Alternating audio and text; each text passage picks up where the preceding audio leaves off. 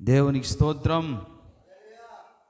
ప్రియులారా, పరిశుద్ధ బైబిల్ గ్రంథముల నుండి పరమగీత గ్రంథము 6వ అధ్యాయము 5-6 వచనాలు చదువుతున్నాను. నీ కనుదృష్టి నా మీద ఉంచకుము, అది నన్ను వశపరుచుకును. నీ తల వెంట్రుకలు గిలాదు పర్వతము మీది మేకల మందను పోలియున్నవి. నీ పలువరుస కత్తెర వేయబడినవి, కడుగబడి ఇప్పుడే పైకి వచ్చినవియునై జోడు జోడు పిల్లలు కలిగి ఒకదానినైనను పోగొట్టుకొనక సుఖముగా నుండు గొర్రెల కదుపులను పోలియున్నది. దేవునికి స్తోత్రం. హల్లెలూయా.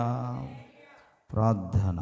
ప్రేమగల దేవా, మహాపరిశుద్ధుడా, ఆశ్చర్యకరుడా, గొప్ప దేవుడా, గొప్ప తండ్రి, పాప పరిహారి, విమోచకుడా, నీకే ఈ మహిమ ఘనత ప్రభావాలు. దేవా, ఈ రాత్రికాల వేళ నీ మహోన్నతమైన నామాన్ని స్తుతించాము, ఆరాధించాము. ఇప్పుడైతే ప్రభువా ఈ వాక్యమును ఎత్తి పట్టుకుని చదివి ప్రభా నీ సన్నిధానంలో మొరపెడుతున్నాం. మీరు నాతో మాట్లాడి మా ఆత్మీయ జీవితం ఎలా ఉండాలో నాయన మమ్మల్ని నేర్పించి ఆ చొప్పున సంపూర్ణ సిద్ధిలో నడిపించి మహిమా ఘనత ప్రభావాలు మీరే పొందుకోమని యేసు నామమున ప్రార్థిస్తున్నాం తండ్రి. ఆమేన్. దేవునికి స్తోత్రం. హల్లెలూయా. ప్రియులారా, మనము అనేక మాసములలో నుండి ఈ పరమగీత గ్రంథం 1వ అధ్యాయం 1వ వచనం నుండి ధ్యానిస్తూ ఒక్కొక్క అధ్యాయం ఒక్కొక్క వచనం ధ్యానిస్తూ 6వ అధ్యాయం ఇప్పుడు 5-6 వచనాలు చదివాము. ధ్యానములోకి వెళ్ళిపోదాం. ఈరోజు ఇక్కడ 5వ వచనములో కనబడుతున్నటువంటి సంఘ కన్యక ఎవరంటే క్రీస్తు హృదయాన్ని గెలిచేటటువంటి సంఘము అని మనం పేరు పెట్టుకోవచ్చు. ఏమంటున్నాడు అక్కడ? నీ కనుదృష్టి నా మీద ఉంచకుము, అది నన్ను వశపరుచుకొను.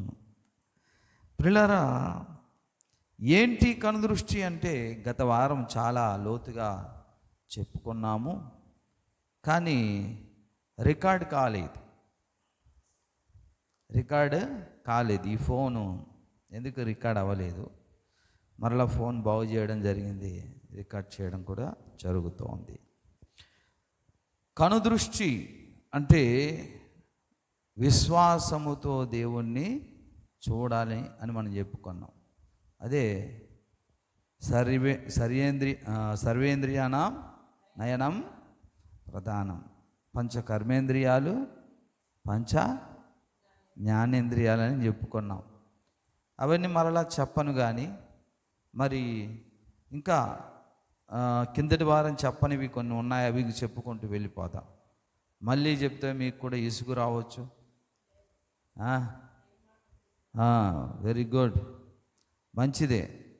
కాబట్టి సర్వ ఇంద్రియాలలో, జ్ఞానేంద్రియాలలో కనుదృష్టి అనేది చాలా ఇంపార్టెంట్. ఎందుకంటే మన కన్ను ఒకవేళ చీకటైపోతే దేహం అంతా చీకటైపోద్ది అంటాడు ఆయన, యేసయ్య. అయితే ఈ యొక్క కనుదృష్టట ఆయనను చూస్తేనట ఆయన అంటున్నాడు సంఘాన్ని చూసి, నన్ను వశపరుచుకొనును. హల్లెలూయా. అంటే యేసుక్రీస్తుని కూడా, తన హృదయాన్ని కూడా మన కనుదృష్టి కదిలించేస్తుంది. తన హృదయాన్ని అంటే మన విశ్వాసములో ఎలాగైతే దేవుడు చూపించేటటువంటి భవిష్యత్ కాల సంగతులు కావచ్చు, పరలోకం కావచ్చు, అదృశ్యమైన వాటి కావచ్చు, అన్నీ కూడా మనం ఏం చేయాలండి? ఈ విశ్వాసం అనే నేత్రాల ద్వారా చూసినప్పుడు ప్రియులారా, దేవుడు నిజంగా మనల్ని చూసి చాలా సంతోషిస్తాడు, ఆనందిస్తాడు. కాబట్టి విశ్వాసం అనే నేత్రాలతో భక్తులు ఎవరండి? దావీదు కావచ్చు, ఇంకా ఎవరండి? మోషే. భక్తులు అందరూ అలాగే చూశారు. వారి విశ్వాసమును బట్టి అదృశ్యుడైన వాడిని చూచినట్టు నిదానిస్తూ, అంటే హెబ్రీయులకు రాసిన పత్రికలో ఎలా మరలా 11-12 అలా చూస్తూ ఉంటే మీరు ఏం చెప్తారండి? క్రీస్తు వైపు చూచుచూ అంటాడు. యేసు వైపు చూచుచూ నడవాలట. ఆ కన్నులు మనకు ఉండాలి భక్తిలో పిల్లారా. అందుకే హెబ్రీ 12:2 చెప్తాడు. చదవండి ఒకసారి ఆ మాట.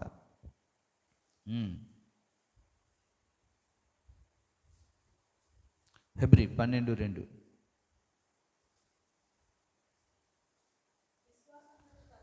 విశ్వాసమునకు కర్తయు దానిని కొనసాగించువాడునైనా దేని వైపు చూడాలట? అదండి. ఎప్పుడు చూడాలి మనం? కష్టాల్లో, బాధల్లో, ఆనందములో కూడా చూడాలి. అర్థమవుతుందండి? మీరు చూసినట్లయితే అపోస్తలుడైన పేతురు యేసు ప్రభువారు నీటి మీద నడుస్తున్నప్పుడు, ప్రభువా నువ్వేనా అని చూశాడు. అరే నా యేసయ్యే, ప్రభువా నీవైతే నేను నడిచేటట్లు చేయండి రా పేతురు అంటే, ఆహా ఈజీగా 2-3 అడుగులు వేసాడండి. అడుగులు వేస్తూ యేసయ్య దగ్గర, యేసయ్య నీటి మీద నడుస్తున్నాడు. ఈ పేతురు పడవ దిగి యేసయ్య దగ్గరికి వెళ్తున్నారు ముందుకు. సరే, చాలా ఆశ్చర్యం. మధ్యలో తన కనుదృష్టి ఎటువైపు అండి సారించాడు? గాలి, సముద్రము, అలా చీకటి అనుకున్నాడు. అంతే. మనము యేసు వైపు చూసినంత వరకు మన ఆత్మీయ జీవితంలో ఓటమి ఉండదు. హల్లెలూయా. అందుకే ఆయన వైపు చూస్తుంటే ఆయనను మనం వశపరుచుకుంటామట. క్రీస్తు హృదయాన్ని మనం గెలుచుకుంటామట. హల్లెలూయా. ఎంత అద్భుతమైనటువంటి మాట యేసయ్య అన్నాడు మన కొరకు. ప్రియులారా, కాబట్టి మన చూపులు యేసు వైపే, విశ్వాసమును దాన్ని కొనసాగించువాడైనా యేసు వైపు చూచుచూ ఉండాలి. ప్రార్థనలో, ఆరాధనలో, కష్టాల్లో, సంతోషంలో కూడా ప్రభువునే చూడాలి. మనకు బాగా తెలిసినటువంటి కీర్తనల గ్రంథం 123వ కీర్తన 1వ వచనంలో ఏమంటుంది లేఖనం? చూడండి, 123వ కీర్తన 1వ చరణం.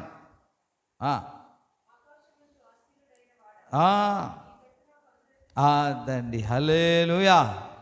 ఎటువైపు చూస్తున్నాడండి దావీదు? చెప్పాలి, యేసు వైపు చూచుచున్నాడు. అలా చూస్తే మనం తన హృదయాన్ని గెలిచేస్తాం.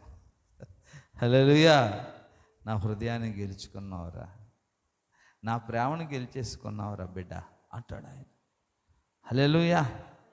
అదే 121వ కీర్తన 1వ చరణం చదవండి. కొండల తొట్టు కనులు ఎత్తుచున్నాను. చూశాను పేతురులాగా. ఎటువైపు? నడుస్తూ నడుస్తూ మధ్యలో కెరటాలు చూశాను, సముద్రంని చూశాను, గాలిని చూశాను, ఆఖరికి మునిగిపోయాను. నేను ఇప్పుడు కొండల తట్టు కనులు ఎత్తి చూస్తున్నాను. ఏ సహాయం కూడా రాలేదు. అరే ఎంత పొరపాటు చేశాను. నా యేసయ్యను, ఆకాశం ఉంది ఆయన తప్ప నాకెవరున్నారు, ఆయన వైపే చూడాలి అని మరలా నా దృష్టిని ఆయన వైపు చూచాను అంటున్నాడు. హల్లెలూయా. అలా ఆయన వైపు మన విశ్వాసంతో చూచినప్పుడు మనము పిల్లారా యేసయ్య హృదయాన్ని గెలుచుకుంటాం. చెప్పేశాడు ఆయన, నా హృదయాన్ని వశపరుచుకోవడం అంటే దాని అర్థం ఏంటి? నా హృదయాన్ని గెలిచేసావు నువ్వు. చూసారా? యేసయ్య అంటాడు, గుర్తుందా? యాకోబు ఎబ్బేకు రేవు దగ్గర తెల్లవారు వరకు పోరాడుతూ గోజాడుతూ ప్రార్థన చేస్తుంటే, నువ్వు మనుషులతోనూ దేవునితోనూ పోరాడి గెలిచావన్నారు. అంటే యేసయ్యని గెలిచేయడం అంటే యేసయ్య ఓడిపోవడం అని కాదు, యేసయ్య హృదయాన్ని గెలిచేసావు. హల్లెలూయా, హల్లెలూయా. అంటే యేసయ్య, అబ్బా నా హృదయం నీ వైపు వచ్చేసిందయ్యా. ఏంటలాగా? హానోకు దేవుని హృదయాన్ని వశపరుచుకున్నాడు. అబ్రహాము దేవుని హృదయాన్ని వశపరుచుకున్నాడు. దావీదు, మోషే, పౌలు, భక్తులందరూ. ఈ రోజున మన విశ్వాసం అనే దృష్టి ఆయన వైపు ఉండాలి, ఏ స్థితిలోనైనా, ఏ పరిస్థితిలోనైనా. అందుకే ఆయన ఏమంటున్నాడంటే అక్కడ, నీ కనుదృష్టి నా మీద ఉంచకుము, అది నన్ను వశపరుచుకుంటుంది, నా హృదయాన్ని నువ్వు గెలిచేస్తున్నావు బిడ్డ. ప్రేమతో పొగుడుతున్నాడు అన్నమాట ఆయన. హల్లెలూయా, హల్లెలూయా. కాబట్టి ప్రియులారా, మనము అదే మత్తయి సువార్త 14 29 నుండి 31 చదివితే పేతురు సంభాషణ కూడా సిచ్యువేషన్ మనకు అర్థమవుతుంది పిల్లారా. పేతుర్ని రమ్మన్నాడు యేసయ్య. పేతురు దోణి దిగి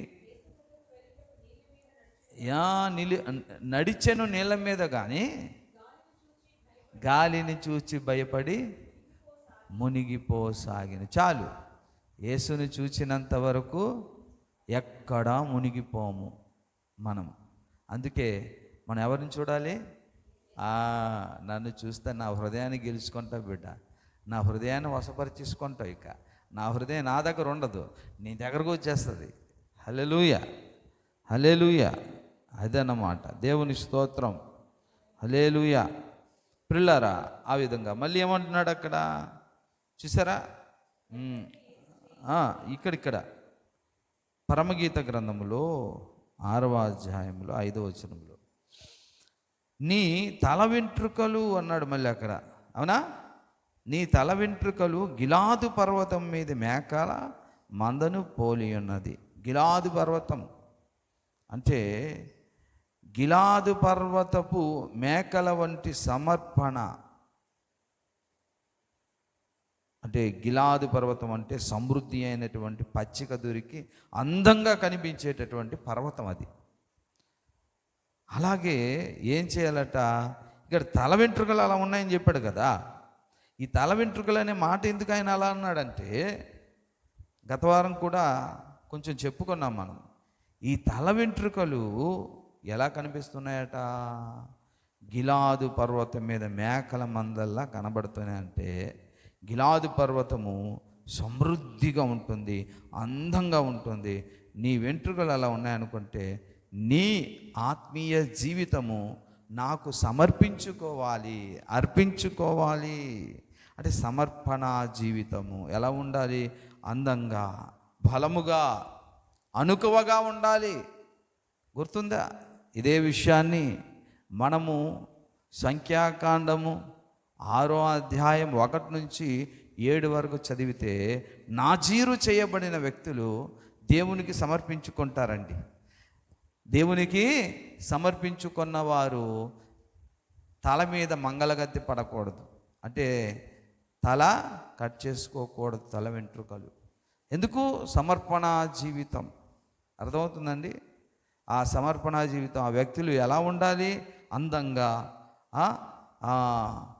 బలంగా నిలబడాలి. ఏ పాపానికి కూడా పడిపోకూడదు. ఆత్మీయ జీవితంలో సమృద్ధిగా ఎదిగేటట్లుగా ఉండాలి. సమర్పణ తీర్మానం మనం చేసామనుకుంటే మరలా దాన్ని దేవుడి సన్నిధానంలో మార్చుకోకూడదు. చాలామంది పిల్లారా ఇక్కడ చూడండి, నాజీరు చేయబడిన వ్యక్తులు తల వెంట్రుకలు కట్ చేసుకోకూడదు. ఎందుకు తల వెంట్రుకలు అంత అందంగా కనబడుతున్నాయని చెప్తున్నాడంటే, నీవు నాకు ప్రతిష్ట చేసుకున్నావు, నా పని నిమిత్తమే జీవిస్తావు, నా కొరకే జీవిస్తావు. ఎస్, కాబట్టి నీవు ద్రాక్ష రసం కానీ లేదా అపవిత్రమైనది కానీ నువ్వు ముట్టకూడదు. నా కొరకు ప్రతిష్ఠించి నా కొరకు జీవించాలి. ఇది సమర్పణ జీవితం. విశ్వాసులు బాప్తిసం పొందేటప్పుడు లేదా బాప్తిసం పొందిన తర్వాత ఇంకా లోకంలో నాకేముందులు అనుకొని సమర్పించుకుంటారు. కాబట్టి గిలాదు పర్వతం లా నీవు నీ సమర్పణ జీవితం ఉండాలి. పర్వతం అంటే పర్వతానికి తాడు కట్టేసి లాగేసి ఊపిగలమా? చెప్పండి. అంటే తాడు కట్టేసి ఎలగడ కొండ లాగేద్దాం ఏంటి? కదులుతుందా? నీ సమర్పణ జీవితాన్ని ఈ లోకం తాడు పెట్టి నిన్ను లాగినా కదలకూడదు. నిత్యము కదలని సియోను కొండలా నువ్వు ఉండాలి. అర్థమైందా? కిందటి సంవత్సరం సమర్పించుకున్నావు, తీర్మానించుకున్నావు. ఏంటి? నేను తాగను, సినిమాలు చూడను, దొంగతనం చెయ్యను, పాపం చేయను. ఇంకా లోకంతో ఏముంది? ఈ అలంకరణ కూడా ఈ మధ్య అన్నీ వదిలేశారు. ఏంటి? ముక్కులో పెట్టుకొని, చెవిలో పెట్టుకోము, గాజులేసి ఎవరు చేయమన్నారు? మీరే అనుకున్నారు. కడవరకే ఉండాలి. అది చెప్పమ్మా, స్థిరంగా ఉండాలి లేదా? కదిలిపోయే రిల్లాగా ఉండాలా? కదలని సియోను కొండలా గిలాదు కొండలా ఉండాలా? అటువంటి సమర్పణ జీవితము ఉన్నవారిని చూసి దేవుడు ఎంత ఆనందపడతాడండి. కిందటి సంవత్సరం మాట ఇచ్చావు, ఈ సంవత్సరం తప్పిపోయావు. ఓ సహోదరి ఏం చేసింది తెలుసా? అరే మనం గ్రాండ్గా మనం చేద్దామండి క్రిస్మస్ అన్నారు సహోదరి. సరే, అప్పుడు చాలా ఆర్థికపరమైన ఇబ్బందులు. 10 మందిలో ఆహా నిజంగా ఇలాంటి వ్యక్తి ఉంటే సంఘంలో ఆ 100 మంది కూడా ఈమెలాగానే సమర్పణ చేసుకుంటారని సాయంకాలం వెళ్ళామండి ఇంటికి. అమ్మ మరి ఎలా చేద్దాం, క్రిస్మస్ గ్రాండ్గా చేద్దాం అనుకుంటే ఎంత తీసుకుంటే బాగుంటుందంటే, క్రిస్మసా ఎంత తీసుకోడు, అదే చెప్పావు కదమ్మా. నేను ఇంకా ఏం అనుకోలేదు, మరి చర్చిలో అన్నారు కదా చేద్దాం అనుకున్నాక నా మనసులో ఏం అనుకోలేదు ఇంత ఇవ్వాలనుకొని. హరి ఇలాంటి వ్యక్తులు కూడా ఉంటారా? అర్థమైందండి? వీళ్ళందరూ డమ్మీ క్యాండిడేట్స్ అన్నమాట, దేవుడి సన్నిధానులు. సరైనటువంటి తీర్మానం చేయరు, తీర్మానం చేసిన మాట మీద నిలబడరు. ఇటువంటి తల వెంట్రుకలు ఏసైకు చింపిరి ఏంటంటే జుట్టు ఉంటుంది చూసారా, వీళ్ళు అట్ల కట్టేసి జళ్ళల్లేసి కంపు ఒక 2-3 సంవత్సరాలు స్నానం చేయని ఇక అలా కనబడుతుంది. ఎవరైనా ఇష్టపడతారన్న జుట్టు ఇగ్గు పెట్టుకుంటారా? అలాగుంటుంది అన్నమాట ఈ సమర్పణ జీవితాలు. కానీ సూలమ్మితి కన్యక యొక్క తల వెంట్రుకలు ఎలా ఉన్నాయట? గిలాదు పర్వతం కదలదు, గాలేసినా కదలదు అది. వీళ్ళేమో సమర్పణలు ఏమవుతాయి తెలుసా? హు అని ఊతే అటు వెళ్ళిపోతారు. ప్రభా నేను ఉంటాను, నేను అక్కడికి వెళ్ళాను, కానీ ఇక్కడ ఊర్లో లోకల్లో పండగ అవగానే అక్కడ ప్యాకెట్ల దగ్గర కూర్చోవడం, ఆడేయడం. ఏమ్మా ఏం చేసావు, నీ సమర్పణ ఏమైంది, నీ తీర్మానం ఏమైందంటే అంటారు. ఒకవేళ గట్టిగా మార్క్ గారు, జాను గారు, రూబేణ్ గారు, ఎజ్రా శాస్త్రి మనం గట్టిగా అనుకో, ఆదివారం పూట ఏంటి మీరు మీ సమర్పణ జీవితం ఏంటి, ఆదివారం పూట పలానా ఫంక్షన్లు పెట్టుకోవడం ఏంటి, మీరు అలా చేయకూడదు. మళ్ళీ వచ్చేసి నా దేవుడు వర్షం ఆపేశాడు, నా దేవుడు భోజనాలు మొత్తం కూడా బాగా అయిపోయేటట్లు చేశాడు, ఆదివారం పెట్టినా నా దేవుడు అని చెప్పడాలని వీళ్ళు గద్దించేసరికి మళ్ళీ మన మీద కారాలు, మిరియాలు, మసాలాలు నూరి 10 మంది దగ్గర పాస్టర్ గారికి డబ్బు అంటే ఆశ. ఏమైందమ్మా వాళ్ళ సమర్పణ జీవితం? ఆదివారం దగ్గర తేలిపోతుంది కదా. కాబట్టి ఇటువంటి తలమాసిన బట్టలు జుట్టు దేవుడికి ఇష్టం ఉండదు. కాబట్టి తల వెంట్రుకలను చూసి ఏమన్నాడండి ఆయన? ఓహో గిలాదు పర్వతం మీద మేకల మందన పోలి ఉన్నవి. హల్లెలూయా, అలా చెప్పుకోవాలి. మేకల మందన పోలి ఉన్నవి అన్నాడు చూసారా? అది కూడా కాస్త ధ్యానములోకి మనము వెళ్ళిపోదాం పిల్లారా. గమనించండి, మనము దేవునికి పూర్తిగా సమర్పించుకున్న జీవితము ఆయనకి సంతోషాన్ని కలుగజేస్తాయి. కాబట్టే రోమీయులకు రాసిన పత్రిక 12:1 పౌలు అంటున్నాడు ఇలా, త్వరగా చదవండి. రోమా 12:1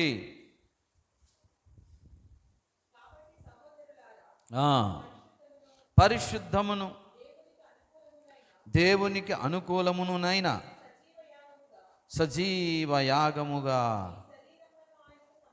సమర్పించుకోండి అయ్యా. హల్లెలూయా. అర్థమైందండి? అలా సమర్పించుకోవాలి, అలా అర్పించుకోవాలి, అలా తీర్మానించుకోవాలి. ఈరోజు మాట ఇచ్చి బయటికి వెళ్ళిన తర్వాత మర్చిపోయి మళ్ళీ అడిగితే మళ్ళీ అడిగిన వాళ్ళ మీద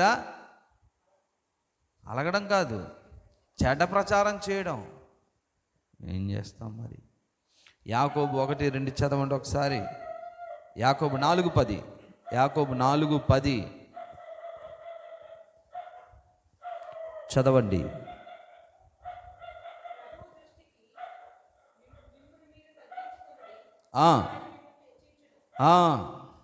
దేవునికి స్తోత్రం. హల్లెలూయా. అర్థమైందండి? సమర్పణ జీవితం ఎలా ఉండాలండి? అనుకువతో, విధేయతతో, తగ్గింపుతో ఉండాలి. అప్పుడు దేవుడు మనల్ని హెచ్చిస్తాడు. హల్లెలూయా. సమర్పించేసుకొని మరలా ఆ తీర్మానం ఏమైందో, ఆ సమర్పణ ఏమైందో, ఆ పేకాట దగ్గర కూర్చున్నప్పుడు, ఆ గొడవలాడి బూతులాడినప్పుడు. కాబట్టి ఇటువంటి జీవితము దేవునికి సంతోషాన్ని కలుగజేయదు. నన్ను నీవు వశపరుచుకుంటేవని వాళ్ళని చూసి దేవుడు అనడు. వారు యేసయ్య హృదయాన్ని గెలుచుకోలేరు. అర్థమవుతుందా? బాగా వినండి. ఒక మాట తీర్మానం ఇచ్చామంటే సత్యంత వారు అలా ఉండాలి. అది ఆయన కోరుతున్నాడు. హల్లెలూయా, హల్లెలూయా. తర్వాత గమనించండి. ఇంకా నీ పలువరస కత్తెర వేయబడి ఉన్నవి. అవునా? ఉందా లేదా? చదవట్లేదు మీరు. అదండి పలువరస.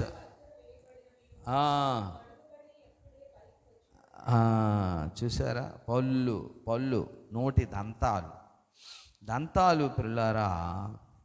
ఈ దంతాలు, ఈ పళ్ళుతో మనం ఏం చేస్తాం? దేవుని వాక్యాన్ని శుభ్రంగా నమిలి జీర్ణించుకుంటూ పదే దాన్ని నెమరి వేసుకోవాలి. హల్లెలూయా. పళ్ళు దేనికండి చెప్పండి? దేవుని వాక్యాన్ని గ్రహించి ఆత్మీయ జీవితం ఎదగడానికి ఆ వాక్యాన్ని నెమరు వేసుకుంటూ ఉండాలి. అర్థమైందండి? పశువులు ఏం చేస్తాయి? పచ్చికను ఏం చెప్పాడు ఆయన? దావీదు భక్తుడేమన్నాడు? యెహోవా నా కాపరి, నాకు లేమి. ఇంకా పచ్చిక. ఏంటి పచ్చిక? దేవుని వాక్యం అనే పచ్చిక తిని మళ్ళీ నెమరు వేసుకొని ఉండాలి. అలా తినాలన్నా నెమరు వేసుకోవాలని ఏముండాలి నీకు? అది అందుకని ఆయన అంటున్నాడు, నీ యొక్క చదవండి, నీ వరుస క్రమంగా ఉందండి. ఆ వరుస కూడా మళ్ళీ ఏమంటుంది చూడండి, కడుగబడి. చూసారా? కడుగబడి ఇప్పుడే పైకి వచ్చినట్లు కనబడుతున్నవి. ఏంది? ఆ జోడు పిల్లలు ఉన్నాయి కదా, అలా వచ్చినట్టుగా కనబడుతుంది. కడుగబడుట అంటే చెప్పండి పిల్లారా, పరిశుద్ధపరచబడి. హల్లెలూయా.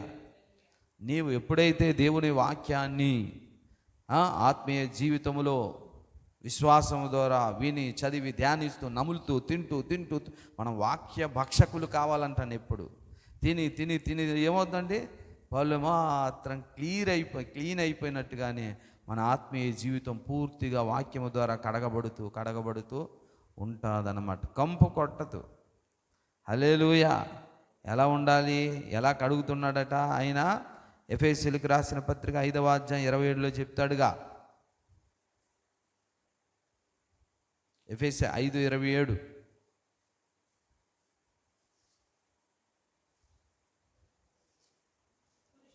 ఆ 27 26 చూడండి. వాక్యం అనే ఉదకముతో అనే మాట. కలంకమైనను ముడత అయినను మచ్చ అయినను 27 5:27 చదువు ఉంటుంది. అదే మీరు చెప్పింది ఎన్నోది?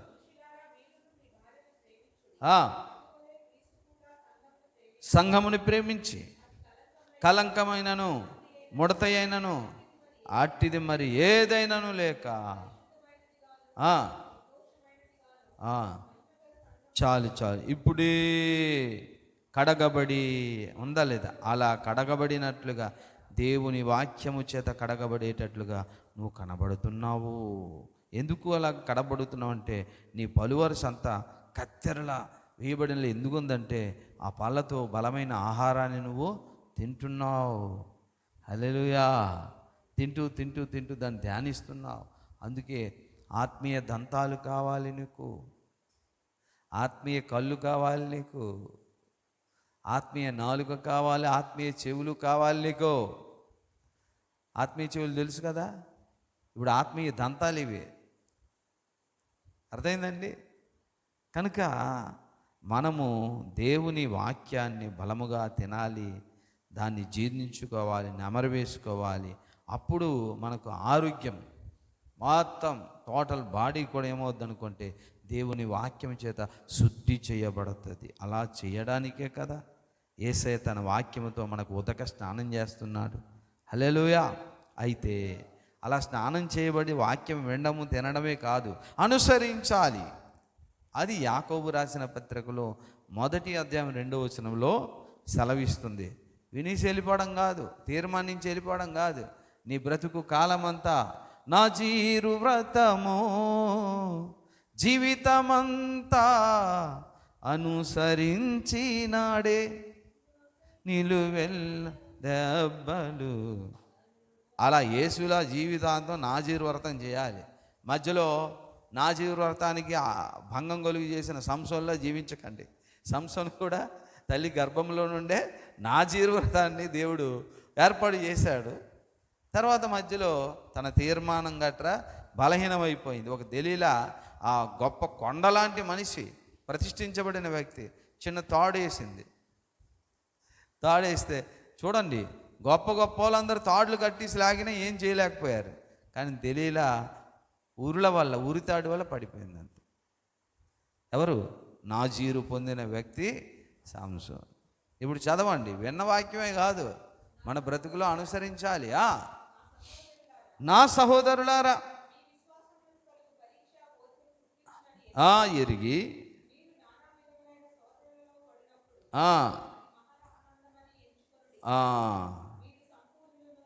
చాలు పిల్లారా, గమనించారండి? ఏం చేయాలటండి? మనము విన్న వాక్యం, ఇంకా అక్కడ ఆ మాట ఉంటుంది చూసారా? నేనే మొదటి అధ్యాయం చదువుతున్నాను, యాకోబు రాసినటువంటి పత్రికలో.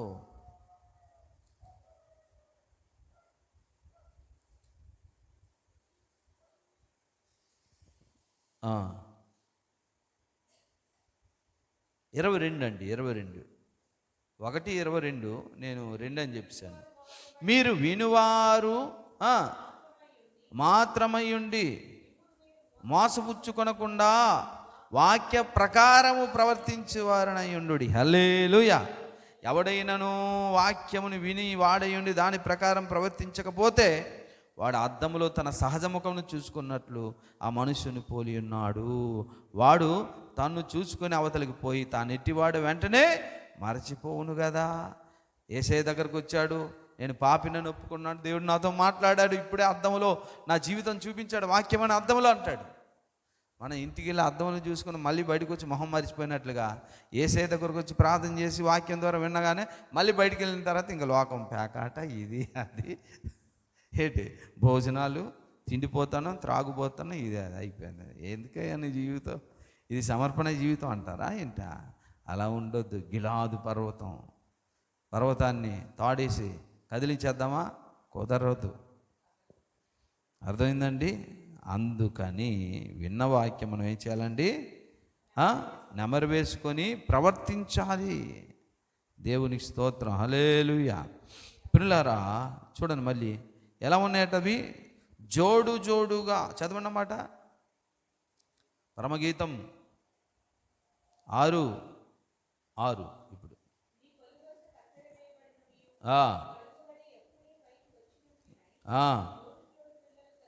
చూసారండి, జోడు పిల్లలు కలిగట.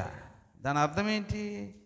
జోడు అంటే ఉదాహరణగా మనం జోళ్ళు ఉన్నాయి, జోళ్ళు చెప్పులు వేసుకుంటాం కదండి, కాళ్ళకి వేసుకుంటాం. ఆ జోళ్ళు ఒకటేమో ఎత్తుగా ఉంది, ఒకటేమో పల్చగా కిందకు ఉంది. సరిగా నడవగలరా చెప్పండి? పోనీ ఒకటేమో చిన్నది ఉంది, ఒకటేమో పెద్దది ఉంది, సరిగా నడవగలరా?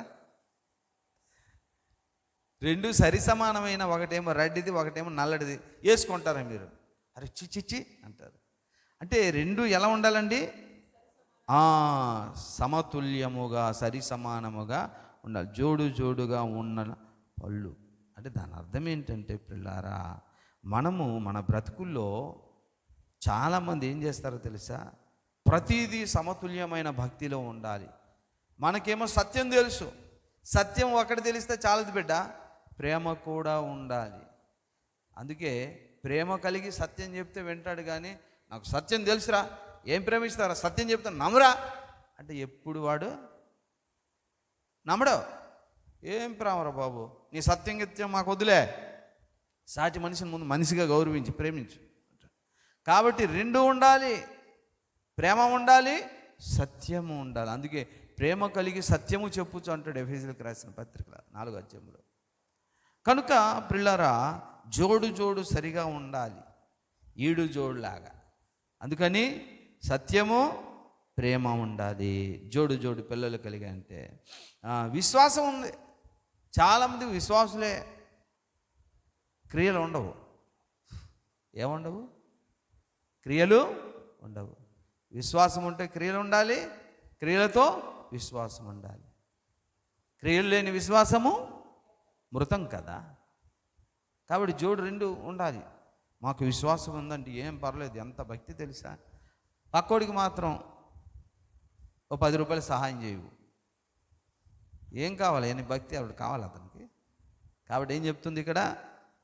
సత్యము ప్రేమ కావాలి, విశ్వాసం ఉంటే దాంతో క్రియలు కావాలి. అవునా కాదా? జోడు జోడు కలిసి ఎంతో అందంగా జోడు పిల్లలు కలిగినట్లుగా కనబడాలి. ఇంకా ప్రార్థన ఉంటే చాలామంది అదొకటి చాలదండి. ప్రార్థన అండి. మరి వాక్య ధ్యానము అదొద్దా? అది ఉండాలి. ఒట్టి ప్రార్థన కూడా పనిచేయదు నీకో. ఆ వాక్యం వద్దండి, ప్రార్థన అయితే చాలంటారు. అలా అవదు. ఇక్కడ దేవుడు ఏమంటున్నారండి? జోడు పిల్లలు. వాక్యముతో పాటుగా ప్రార్థన ఉండాలి బిడ్డ. ప్రార్థనతో పాటుగా వాక్య ధ్యానము కూడా ఉండాలి. లేకపోతే జోడుగా కనబడదు. ఒక పన్ను ఊడిపోయినట్టుగా, ఒక పన్ను పుచ్చిపోయినట్టుగా, ఎలాగా అందవికారంగా ఉంటుంది, అలాగ ఉంటుంది. అర్థమవుతుందండి? కాబట్టి పిల్లారా, అలాగనే చాలామంది ఏం చేస్తారు? ఎప్పుడు పరిచర్య ఏం చేస్తారు తెలుసా? రోగుల పరిచర్య అంటారు, తర్వాత ఏమో స్వార్థ పరిచర్య అంటే అన్నీ అంటారు. అన్నీ చేస్తారు, సంఘాలతో ముడిపడి ఉంటారు. అరే పరిచర్య సేవ చేయి, దైవ సన్నిధికి వచ్చి ఆరాధన కూడా చేయి. అంటే ఆరాధన ఉండాలి, సేవ ఉండాలి. ఎప్పుడు మీతో పరిచర్య, నేను దేవుని ఆరాధించొద్దు, అందుకే నేను పాడి ఆరాధిస్తాను, పరిచర్య చేస్తాను, స్వార్థ చేస్తాను. అర్థమవుతుందండి? కాబట్టి ఎలా ఉండాలట? చదవమ్మా. జోడు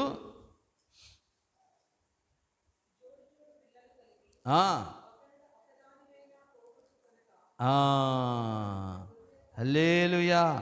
దేవుడు సమతుల్యమైన ఆత్మీయ జీవితాన్ని కోరుతున్నాడు. దేవుని స్తోత్రం. ఒకదానినైనా పోగొట్టుకొనక అంటే ఒక్కడి కూడా పోగొట్టుకోలేదన్నమాట. హల్లెలూయా. అంటే ఆత్మీయ జీవితములో లోపము లేని జీవితం. హల్లెలూయా, హల్లెలూయా. అంటే దేవుడు మనలో ఏం కోరుతున్నాడంటే సంపూర్ణ సిద్ధిని దేవుడు కోరుతున్నాడు. గుర్తుందా? అందుకే నేను అనుదినము నాలో నీ వాక్యమే, అనువనువు నాలో నీ జీవమై ప్రతి క్షణము నీలా పరిపూర్ణత సాధించే దిశగా నన్ను నడుపగా. అంటే ఏ లోపము లేని వారుగా చెయ్యడానికి దేవుడు ఆశపడుతుంది. అందుకే అందులో ఒక్కటి కూడా పోగొట్టుకొనక ఏంటండి? ప్రేమ, విధేయత, వాక్యము, ప్రార్థన, పరిశుద్ధత, నీతి, నిజాయితీ, న్యాయము, సత్యము, ఆదరణ, జాలి, భక్తి, ఇవన్నీ ఒకటి కూడా పోవడానికి వీల్లేదు. చూసారా, నాకు ఇది ఉంది అల్లది అక్కర్లేదు అనడానికి వీల్లేదు. ఆత్మఫలములో ఎన్ని తొనలు ఉన్నాయో అవన్నీ ఆత్మఫలములో ఉంటుంది. ఏ సద్గుణాలు అవసరం అవన్నీ ఉండాలి. నాకు విశ్వాసం ఉంది, నీ క్రియలు ఉంది, ఆమెకేమో భక్తి ఉంది, ఈవిడికేమో జ్ఞానం ఉంది, ఒక్కొక్కరు పంచుకుందాం వీల్లేదు. అదే అన్నీ అందరికీ కావాల్సిందే. అందుకే ఏమంటుంది? ఒకదానినైనను పోగొట్టుకొనక, ఏ సద్గుణాన్ని, ఏ వరాన్ని, దేన్ని పోగొట్టుకొనక, లోపము లేని వ్యక్తులుగా నీవు నేను తయారవ్వాలని దేవుడు ఎప్పుడు ప్రయత్నం చేస్తూనే ఉన్నాడు నీకు నాకు. కాబట్టి ప్రియులారా, అందుకే కొలస్సీ 2:10 ఆల్రెడీ మనం ఎలా ఉన్నామని చెప్తున్నాడు. చదవండి కొలస్సీ 2:10. అలాగని యాకోబు 1:4 కూడా చదువుదాము ప్రియులారా. ఇందాక చదివాం కదా.